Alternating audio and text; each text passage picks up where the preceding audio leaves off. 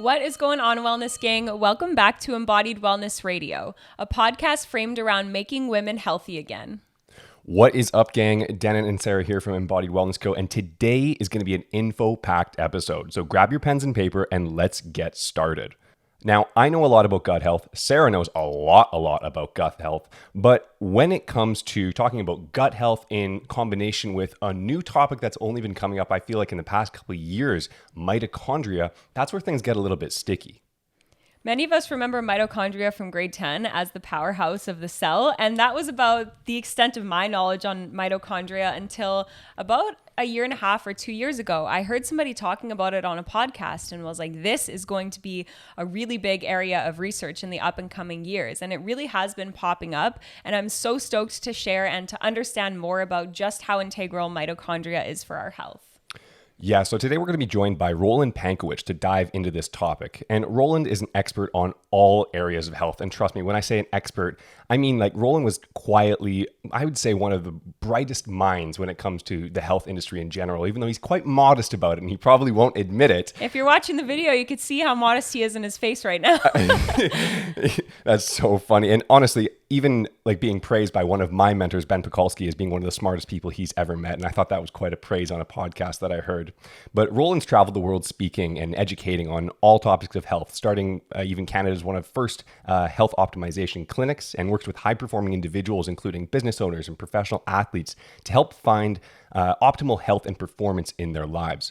Welcome, Roland, to the show. And before we get into the nitty-gritty details of gut health, mitochondria, and all of the fun things in between, I'd love for you to tell us a little bit about your story and how you got here today. Thanks for having me, both of you. That was an awesome intro, and it's weird when someone bestows all these things about you. You're like, really? This is how you're seeing it? Because for me, it's my normal. I will tell the story, but I do want to say one thing, because this is a women's focused podcast, right? So all the ladies listening today, thank your moms for your mitochondria, because that's where you get them from. And all of the ladies listening, if you take care of your mitochondria, you ensure the health of your children's mitochondria in coming generations. Because nature did the most responsible thing when it came to handing down mitochondrial genetics. It gave it to the female, because men are just, we're guys, we lose things. Damn right. So nature knew what she was doing. She gave it to the women. So we'll come back to mitochondrial stuff. So yeah, my story is, it's an interesting one. I have always been fascinated by I like coming up with questions that don't have answers rather than having answers that can't be questioned. Take a second to unpack that one. For me, it's mind blown. I'm always trying to figure out, well, what else can we do? What else can we understand? And how do things work in a system? Because the human body is looked at in a very segmented way. In the Western world, we have a gastroenterologist who may see, thousands of clients a year, and they never talk to an immunologist or a rheumatologist. And you might go, well, why would they talk to each other? If you've heard of something called autoimmunity, that's where those two things intersect. So, Sarah, you were saying this before, the body is interconnected. And I have just been trying to figure out the patterns of what goes on within our physiology and extending that out now to, the energetics and the physics of what goes on in our existence that can impact our physiology. So, that's where I am now with things. But it started with me being an exercise professional. And, counting reps and memorizing exercises was just so boring. I felt like an assembly line worker. So I'm like, I want to know how muscles work. So I started studying the physics of exercise. I'm like, I want to know how to train a pro athlete or someone with a broken joint. And so I started doing that. And eventually I got pulled out of the exercise world into the world of nutrition. And when I was in school, I was like, this is so cool. This is what I wanted. We learned about how food affects our health and how food choices can change our intended direction of, where our physiology goes. And then I went, this is boring because I don't know what's going on with someone. If only there were a way I could test something like a doctor does, I would have a tool. Then someone walked functional medicine into my world. I'm like, holy shit, this exists. So I started studying functional medicine, and I got bored with their way of doing things because it was a little too segmented. And I devised my own way to look at functional medicine in labs. And then you keep going deeper and deeper into biochemistry. I started traveling around the world, lecturing and mentoring with the founder of Health Optimization Medicine, and you start realizing that we're getting so myopic in our focus of like, this nutrient for this way to boost the mitochondria, or this bacteria should have this effect in the gut. And you realize you can't actually measure these things chemically. But there's a deeper level that we can actually look at to optimize health, which is kind of where I am now with what I call bioenergetic medicine. So there's more to the story, but I know we have a podcast that people are probably more interested in about topic wise than my background, but that's kind of where I've come. I've kind of run the gamut through all the aspects of health to realize that you can't separate physical, psycho-emotional, mental, and spiritual health. And that's what I'm trying to champion forward nowadays. And that's such an important message and something that we also preach. And I've gone through kind of a similar path. I started studying, phytotherapy, which is Western herbal medicine, and nutrition. And I'm very, very grateful for the education I had where it wasn't just nutrition. We were learning physiology, pathophysiology, biochemistry. So it really was like a full scope of understanding, but still there are all these little bits and pieces. And then I started studying Chinese medicine, which is all about patterns, right? And Ayurveda, how do you know something? You observe it. So it's really looking at, okay, so we can have knowledge, but we also need to understand patterns and how things are connected. Because without that middle piece of understanding the connection between everything, literally everything, we're still segmented, as you mentioned. And I always preach this to my clients is you can't just look at one issue. If a client has digestive issues, if we only look at their digestion, you're not going to get very far with helping to heal them. So we really do need to understand how our body is connected to our thoughts, our energy, our environment. And that is really how we start to bring ourselves into optimal health and optimize our health, which is not just about the physical body. So I'm so stoked to get into this podcast today. So aside from being the powerhouse of the cell, what even is mitochondria and what are some of its main functions or the top functions you would say in the body? So yeah, they are the little cellular power plants. Most people don't know that mitochondria used to actually be their own organism separated from us. So back before humans or any complex creatures existed, you had rising and falling oxygen levels, right? So if there's no oxygen, it's anaerobic. So you ferment energy, which is what happens when we do like a 50-meter sprint. We're doing anaerobic metabolism to make energy faster than our bodies can use oxygen. But if we become an endurance runner, like a marathon runner, we're using oxygen to make energy, which is far more efficient. So billions of years ago, a mitochondria was its own little aerobic cell that was engulfed by an anaerobic cell because it wanted the benefits of having the ability to make energy when oxygen was around, but also have a fallback plan when it wasn't. And that created the modern day cell, which is the underpinning of all of us as complex organisms. A house cat, a fly, a human, a horse, we all have the same kind of cell structure. And the mitochondria was the way for us to basically be able to make energy without having to eat 10,000 to 20,000 calories of food a day because anaerobic metabolism was really inefficient. But some of the other things that they do is they control like genetic transcription. So they talk to the nucleus of the cell to always give it like a status update.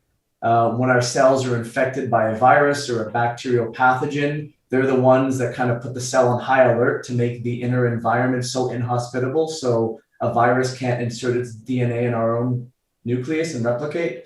Mitochondria decide when a cell dies.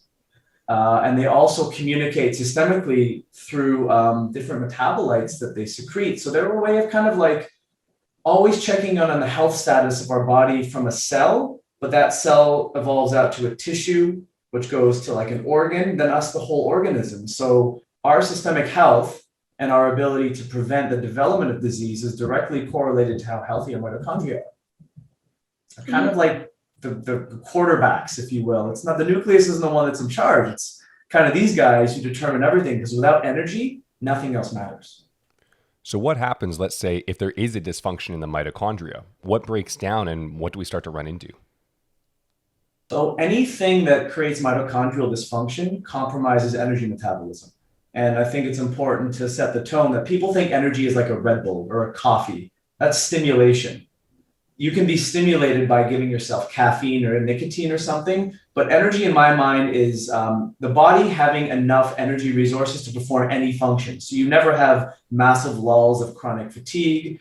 You never have the inability to do something physical, mental. Like having enough energy means that you can optimize your physiology and performance at any time. So if we have a compromised pattern in the mitochondria, the body starts to break down. And if that's in a specific organ, you start to see that show up on, say, a lab test. So if someone has liver issues, their mitochondria in their liver is not detoxifying things properly. Or if someone has muscle weakness, the muscle mitochondria is not allowing the muscle to contract properly because it's not making enough energy. So when there's a deficit of energy production, we see a breakdown in function. And when a breakdown in function, we start to feel like we're not well. So anyone who's struggling with some sort of disease, be it acute, chronic, degenerative, a diagnosis of any sort, there's always a mitochondrial component that's in there that we have to find a way to regenerate so that organ can come back online. So to kind of recap and just explore this a little bit further, you're saying that if someone had any issue in the body, so let's talk about fatigue, right? We're talking about energy systems. So let's say someone is presenting symptoms of HPA axis dysfunction, or better known as adrenal fatigue, whatever you want to call it, talking about a similar thing. Would there be a way to test or know a difference between just general mitochondrial fatigue throughout the body, or a very specific consideration like HPA axis dysfunction? Or with HPA axis dysfunction, is there always issues with mitochondria? Yes, to say that the last statement is true. So when someone has HPA axis issues, they're basically having to kick in their hormones to kind of compensate for their lack of energy, right? So that person's under high levels of stress. If you ask your mitochondria to make more energy than they're used to producing, there's a period of time where they can compensate, which is that HPA upregulation. So when someone's stressed, you can recruit a lot of resources for a while until your body gets depleted. So if you start missing essential vitamins, you're starting to miss minerals, your blood sugar's imbalanced, those are all the inputs to regulating energy production. It's like building a house when you run out of bricks and shingles. Eventually, you're just going to stop in the middle of construction. So anytime you have a systemic HPA axis problem, you have a mitochondrial problem. And how you can test that is a couple different ways. If you look at something like a basic cortisol test, if someone has chronically low cortisol, we can assume that the mitochondria in the adrenal glands isn't producing enough energy to manufacture cortisol anymore. So that's how to determine that that's both an HPA problem and a mitochondrial problem. If you want to test someone systemically, if you test their micronutrient levels and you see that they're missing B2, B3, B5, all the B vitamins, magnesium's low, zinc and calcium are low. Well, those are like the currency that the mitochondria use to turn the carbs and the fats we eat into energy. And then the third thing is if you run something like an organic acid test, you can look at like all the pathways that you can measure in the body to see if the mitochondria is making the right amount of they're called metabolites, but you're basically testing how strong energy metabolism is systemically. And if it's low, if it's compromised and the person's feeling pretty crappy, well, that's a pretty safe way to go. You probably have some sort of mitochondrial dysfunction. Now we got to go dive in and see what's causing it. Is it a nutrient deficiency problem? Is it a calorie problem? Is it a digestive problem? Is it some kind of toxic accumulation problem? Is it an infection? There's all different reasons as to why that may be there. Mm-hmm. And so I guess there's no way to directly test the mitochondrial in your cell, but we're looking at kind of the outcome or the effect they have on the body and how those systems are working. So going back to what you mentioned about B vitamins being really important for giving your cells energy and for helping with that ATP or energy production, what are some of the other vitamins, minerals, and material that the mitochondria need in order to function optimally? So the most important thing for mitochondrial like structure, believe it or not, are amino acids and minerals. So if someone is on a protein deficient diet, especially missing their essential amino acids, next to water, proteins are like the most important structure in the body. So if you're not either eating enough protein or you're not digesting your proteins properly, there's a chance that you're not going to be building high quality tissue. And the second thing is, we learned this thing, and I always like to say, you guys, have you ever mentioned the Krebs cycle on this podcast before? What we actually see is that wheel of energy production. We've left that out on purpose. Mention it, no, but I never have to go into that because it's health professionals. It's like, remember the Krebs cycle for a test, forget it for the rest of life. Yeah, I was going to say I've been tested on that a few times. Could I explain it? Maybe not. It's been in and out. Yeah, when you look at it as a pattern, it's how does the body take a carbohydrate and make it into energy? And you need all of these cofactors. So what I always try to remember is what are all the nutrients that my mitochondria needs every day every second of the day, more specifically, to turn food into energy. And it's vitamin B1, magnesium, vitamin B2, B3, B5, B6, zinc, copper, phosphorus, and alpha lipoic acid. Like, that's a lot of nutrition. And not many people know what a good source of alpha lipoic acid from a food is, or for B6 for that fact. So I think it really pays dividends for people to take the responsibility for themselves to know what micronutrients are in the food you're eating, so we can stop talking about macros all the time, because macros are useless if you're deficient in all the micronutrients that you need to turn them into energy. Mm-hmm. Totally. And this is also why it's really important to understand how crucial minerals are for our health. And especially when we're talking about hormone health or really energy production or anything in our body, we need adequate minerals. And the truth is that unless you're actively thinking about it and you're making a point to get a mineral-rich diet, most of us aren't. And it also stems to quality of food, right? So our soil is very devoid of minerals and nutrients that we need. Dead. Yes. Absolutely dead nowadays. It's unfortunate. So we really have to be taking a proactive stance in, I am going to fuel my body with minerals. Every damn day, I'm going to make an effort to get these minerals in. And a really good one that I always recommend to my clients is beef liver, right? If you can't stomach it, you can just chop it up, put it in the freezer, throw it back like a shot, or having desiccated liver capsules, because this has B vitamins, copper, super mineral rich. We always recommend that our clients take magnesium as well, and getting in essential fatty acids. And the unfortunate reality is that if you're just going about eating quote unquote healthy and not actually thinking about these minerals, you're probably still not getting enough minerals. So it really is important to understand this. Yeah, most people out there are mineral deficient. And, if you can stomach it, the greatest source of concentrated nutrition on the planet comes from the organs of animals.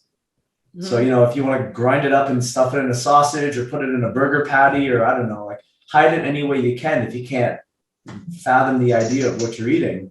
I've had scenarios where I give people things like liver, and all of a sudden they're dreaming more vividly. And I don't know exactly what mechanism is there, but that's a very interesting thing to change just from starting to eat a different kind of food.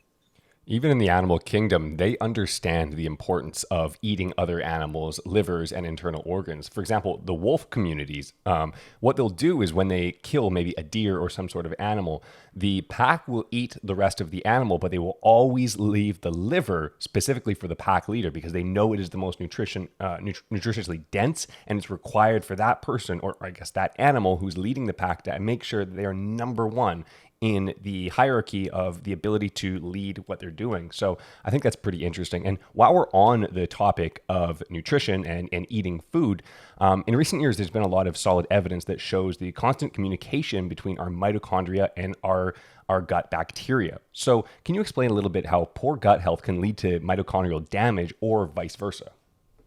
Okay, so this one's gonna be a bit of a story. So I'm gonna try to tell this as succinctly as possible. So buckle up, everyone. There we go. If someone has poor gut health, we're going to assume that their microbiome is not as optimal as it should be. So your audience is familiar with the microbiome, right? Mm-hmm. Very much. My analogy for the microbiome is like an ecosystem in a rainforest. So there's a hierarchy, but everything works as a very coordinated system. So each creature has a purpose. There's enough predators, prey, and if that's healthy, then the ecosystem can maintain itself. If someone's microbiome is unhealthy, it's like you've introduced artificial species and they're decimating the local landscape and it's throwing everything off balance. That's called dysbiosis. So if someone has dysbiosis, their inner microbiome, their ecosystem, is disease promoting. Doesn't mean they have a disease, but it's pro-inflammatory. So your gut is the last aspect of the outside of your body. Does that make sense? Mm-hmm. It's inside of your actual trunk, but it's not connected to your circulatory systems like your bloodstream or your lymphatic system. So if your gut's dysbiotic, it's likely inflammatory. If that inflammatory nature causes a degrading of the gut lining, you develop this thing called leaky gut. And now your sewer system is leaking into the waterway of your house. You have shit and all the associated stuff that you should evacuate from your body going into general circulation, and blood circulates around your body every 3 minutes. So if I'm leaking toxic material into my bloodstream, can you see how that might be a problem for every single cell that blood circulates to? So what ends up happening is all these endotoxins from bacteria, maybe undigested proteins from food, environmental things that I'm bringing into my system are now getting into all my organs and tissues. And when they get into the cell, it's the mitochondria that go, oh shit, this is not supposed to be here. I need to do something about this. So instead of making energy as power plants, they become more like battleships. They change the internal environment to direct energy resources away from being healthy to trying to clear out the infection or the problem that has infected our cells. And until that process is resolved, our mitochondria are trying to fight a battle. So what does that mean for us as the organism that's experienced this? Low energy, a change in mental state, a change in body composition, poor sleeping habits. All those things are a result of our body trying to fight off a potential infection that originated from us having poor gut health. And that's kind of the connection there. So systemically, our mitochondria are talking to each other and going, guys, we can only make so much energy in a day.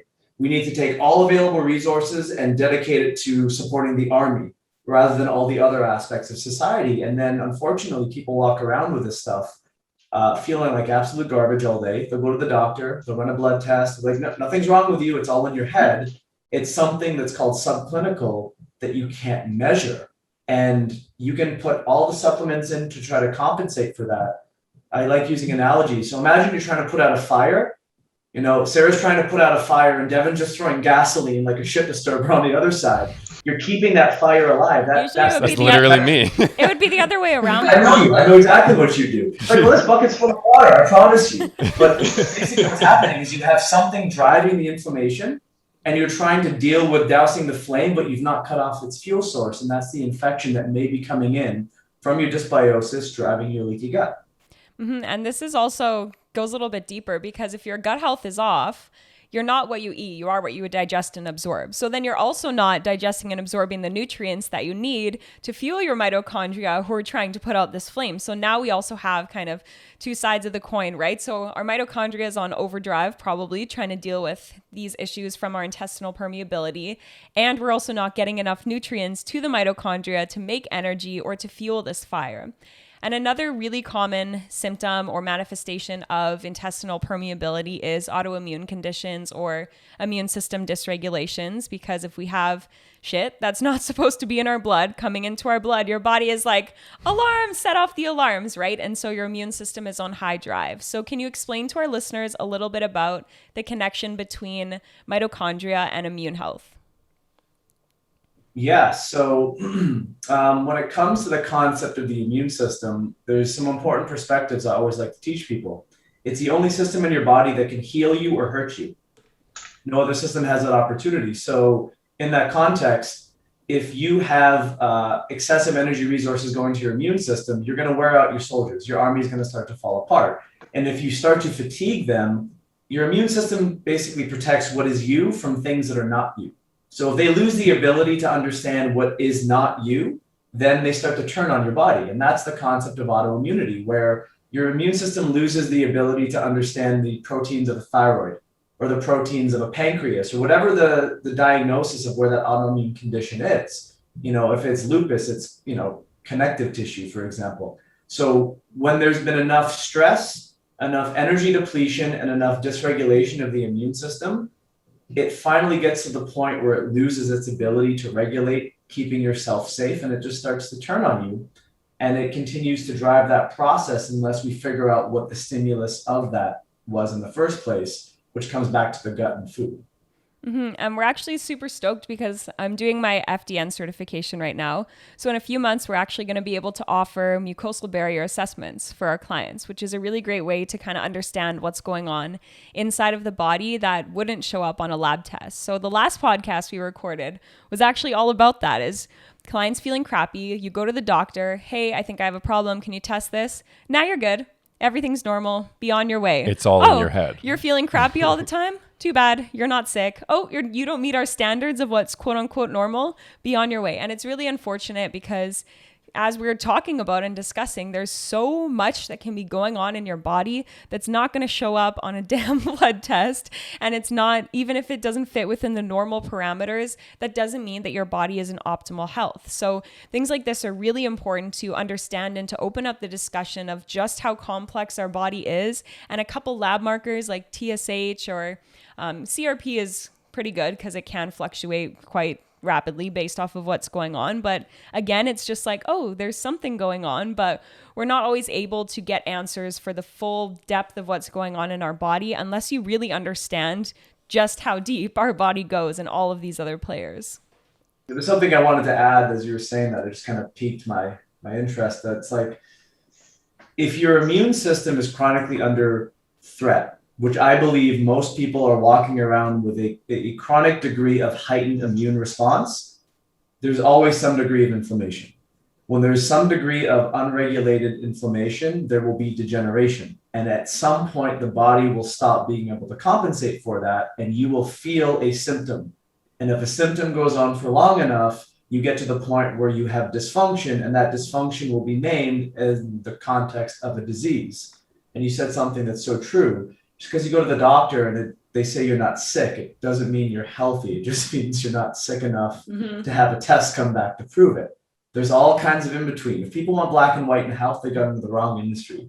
It is many different shades of gray, and it's being able to understand and answer the question, what's the body trying to do? I think is the most important thing as to where you start trying to reverse engineer this process to get somebody healthy again. So on the topic of immunity, how could we even discuss immunity without talking about the lymphatic system? And this is a system that is very breezed over and very, very under-discussed. And it's really important to understand how crucial the lymphatic system is for our immunity as well as our overall health. So if someone is listening and you have never heard of the lymphatic system and you're like, what the hell is Sarah going on about this time? Could you describe to our listeners what the lymphatic system is? Yeah, it's our second circulatory system, right? So believe it or not, the lymphatic system actually is twice as, big or large. It's got twice as many vessels as the cardiovascular system does. And what it does is our blood brings nutrition to cells and it takes away wastes and carbon dioxide. The lymphatic system actually helps to filter all of the nastiness that our cells spit out, and it filters them through different things called lymph nodes. So if you've ever had like a swollen gland under your neck or under your armpit or near your groin, that means your lymphatic system is filtering stuff out. So how does that connect to what we've been speaking about? We talked about if your immune system's pissed off because you've leaky gut and stuff is leaking into your circulatory system, the lymphatic system's job is to help filter that stuff and get it out of your body. So that's why the area under your arms or in your groin is pretty prone to sweating, because sweating is a way to actually vacate that. But a lot of people want to start getting into things like detoxification and cleansing and all these things. So you can take products that help evacuate toxic compounds that may be in your body. But what happens if you can't get them out? What happens if your liver is not working well? What happens if your kidneys aren't working well? If you're dehydrated and your lymphatic system is sluggish, which most people are because they don't drink high quality water, so they're chronically dehydrated. They're sitting all day at a desk, so your lymphatic system, unlike the heart, doesn't have a pump. It requires movement.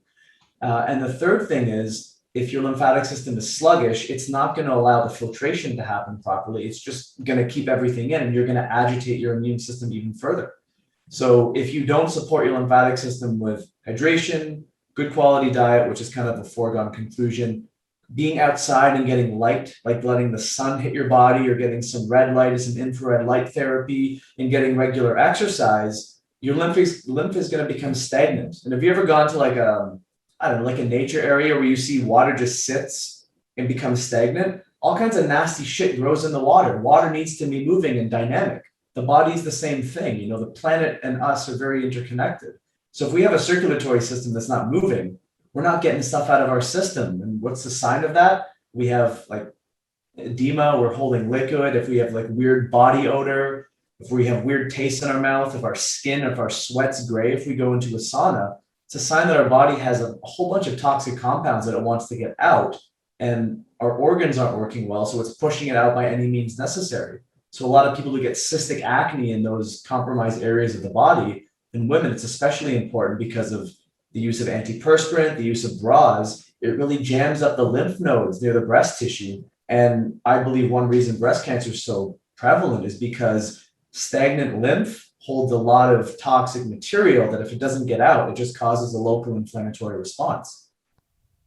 Mm-hmm. So what are some of your favorite ways, aside from nutrition and high quality water and getting out in the sun, to support lymph? Are there any practices that our listeners can try every day? I know a lot of people love dry skin brushing is one. You'll sometimes see people jumping on those mini trampolines. Well, rebounders, they work well, yeah. Mm-hmm. I mean, you guys are so big into exercise, moving, like getting some heat in your body, because when your body makes energy, it also makes heat. And heat has a very interesting aspect to where it actually improves the flow of water.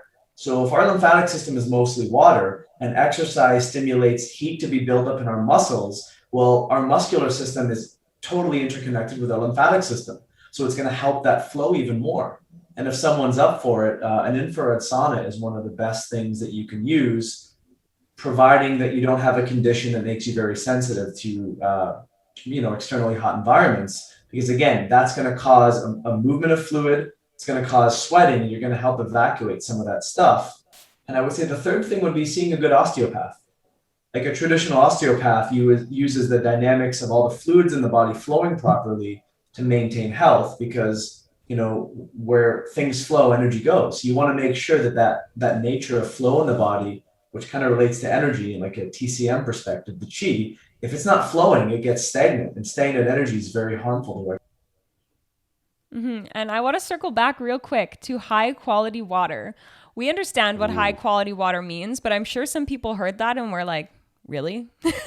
High quality water. So can you describe what that means and why it's important to have water that's not just from the tap full of halogens and other things? I take water very seriously. Like I like, even if we like have to top up a little bit of water in a glass with tap water, I'm like, none of that. Dehydration is bad. Right? Yeah. Water is, and no one can really make money off of water as far as science goes. Water is more than just hydration, and people don't even understand what the concept of hydration is. Our body is mostly water. So the quantity of the water in our bodies and the quality of the water in our bodies are probably the most important thing to make energy. To circle back to this whole topic in the first place, water should be a few things. It should be free of toxic compounds. So like you said, no halogens, no metals. Water should not be positively charged. It should be negatively charged. Where does that come from? Well, you said it, minerals. So water should have a high quantity of the 64 different trace minerals that should be representative in natural spring water. And if you want to go really nerdy, water should be structured, because structured water behaves differently inside a cell than non-structured water. And you can't structure water that's full of toxic compounds. So high quality water comes from a spring source, ideally that flows from a gradient of high to low. And if you can find that, like I drive to a spring and I fill up my water, or I buy, can't ever pronounce it for the life of me. It's this German water, Gerolsteiner. I have the bottle kicking around here somewhere. I know exactly which one you mean. It's in a glass bottle. Old European people will import it because they say it's medicinal. And it is. It contains the most mineral content per parts per million, because water without minerals, like reverse osmosis, is dead water.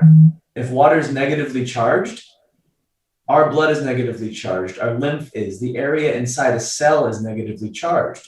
So we need to fill it with negatively charged water to keep everything in good working order.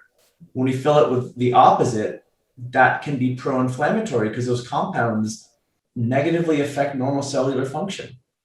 So if someone's using a Brita or a countertop filter, you're taking some of the carbon out, but you're not getting the fluoride ions. You're not getting some of maybe the pesticide chemical residues from the water filtration system. Or, I'm in Ontario. The water we flush out through our toilets goes to the same place that the water that comes out of the tap comes from. So, if you can do one thing and one thing only, it's drink tons of high quality water, because there are so many people walking around dehydrated because their body's not holding on to the proper water, and they're sick because they're dehydrated no matter how much water they consume. Okay, so let's say our listeners are listening. Well, hopefully they would be Let's listening. hope they are. Tuned in. Yeah, right? whoever's listening to this who is like, there is no way that I'm going out to a spring and driving to get water. What is one actionable item that somebody, let's say a mom with 6 kids in the middle of the suburbs, how can she start to drink higher quality water? So the different levels of water filtration are probably where I would push them. If you want to be extra, you can get a home delivery service. You can get a really good quality service that delivers water to your house from a reputable source if you wish to spend money on that. If you want to install something in your home, you can get something that does filtration and ionization. So it goes through a multi-step process of filtering out all the impurities, but it will add the minerals back in to try to bring some of that, life back to the water. And then if you need one thing, if you're on a budget, a Berkey filter is probably your best bet, which is like a countertop filter. You fill it up from the tap and it slowly drips through the filtration system. So it removes a lot of the impurities that you would be otherwise consuming. Findaspring.com. And if there's a spring near you and you want to be an all-star and get some of those like 19-liter jugs, just go fill them up. Out here on the West Coast, I don't think a lot of people have much excuses there. I'm pretty sure you can find some good natural springs around this area. In BC, you guys have a decent amount of spring water. A couple thousand lakes. It's like everything in this stuff. It has to become a priority. And when you start diving into the research of water, water is not water, and it's not necessarily the most, exhilarating thing to read about, but the right kind of water interacting with the right kind of light actually creates the ability to increase energy production in the body. So getting out in the sun and hydrating well and grounding with the earth will do more than any supplement to support energy production can, providing you're not nutritionally deficient. Gang, we've talked about so many amazing topics on this podcast today, and I'm going to be going in depth into the podcast notes. So you're going to be able to find the podcast notes at embodiedwellnessco.com/blog/episode 30. That's the number 30. So there you're going to be able to find links to everything talking about the Krebs cycle, water filtration, maybe different types. Can't wait for that one. Hey, honestly, it's going to be important stuff. And anybody who's taking this stuff seriously, I know you're going to love that. So you can find the podcast notes there. Now, Roland, I want to make sure we're respectful of your time. So I'm going to ask you one last question before we start heading off. And that is, we talked about all of these things with our mitochondria and a little bit about how even water can help heal it. But how do we start to heal our mitochondria? That is a great question. I think Sarah's suggestion at the beginning was, the excuse to not eat a diet that contains all the things you need on a daily basis is probably the best place to start. There's really the only excuse you create is one for yourself to not do it. So if you know that you're not what you eat, what you are digesting and absorbing and assimilating, if you're eating food that's high in calories but low in nutrients, when I say calories, I mean high fats, high carbs, low vitamins, low minerals, it's a matter of time before you're going to start to feel fatigue because you're bringing garbage in. And if we are the sum of the inputs in our body, the output is going to be low energy. So that would be the first thing. If your diet's not on point, start there. The second thing is I would say definitely add water to that because the amount of water in our cell also enhances how our mitochondria can function and turn that food into energy. Those would be the two basic first things. And the third thing would be sleep. If you're not sleeping, if you're not getting enough deep sleep, enough REM sleep, your physiology isn't going to go through the proper processes at night of recycling and re-energizing the different organs in your body. So those three things are where I would start. I know it's not the shiny new object that maybe people want to hear, but it's what I see everyone benefit from once they dial it in and make it a priority. And I think it also comes back to something that I've explained or a concept on this podcast before. That's general strategies typically outperform very specific protocols for most people and what they need. So if you just listen to the 3 actionable items, get enough sleep, eat a good diet, drink water. I'll also add getting out in the sunlight, especially in the morning, getting morning rays of light. How many times have you heard us say that as a support for something on this podcast, right? And partially because it's so integral for our overall health. And after listening to this, also because everything comes down to our mitochondrial health and our ability to produce energy. And I'm going to add in a 5th one, which is working on your mindset and stress management and what's going on in your brain as well, right? Because that your cells are listening to everything that you think. So These 5 things that we repeat day in and day out that you've heard us say before, they work for almost everything. And we love to overcomplicate things as humans. We love to be like, oh, mitochondrial support. I'm going to look up all of the supplements I can take to support my mitochondria, and I'm going to go on a very specific diet. And it's really easy to obsess over these small things, but if we just zoom out and understand what our body needs on a basic but also very deep level, it's going to help you in so many areas of your health, no matter what you have going on. The body's got to move. They stimulate energy production by using energy. They're basic foregone conclusions, but you said something really good. A lot of people who experience chronic fatigue and issues related to energy production, because it's their reality, it becomes their mindset and they become their condition. And the more you tell yourself that, perception is reality, the more you power that up, and the outside facing world is always going to be one of exhaustion, fatigue, I'm not able to get better, why am I sick, things of that nature. So it really does start with a perspective change. And everything falls out from there when you believe it. Where thought goes, energy flows. Not to be cliche, but it kind of happens that way. Roland, you've been a bit of a ghost on social media and the internet lately, but I know you're starting to get back on there and be a bit more vocal. Where can people find you at?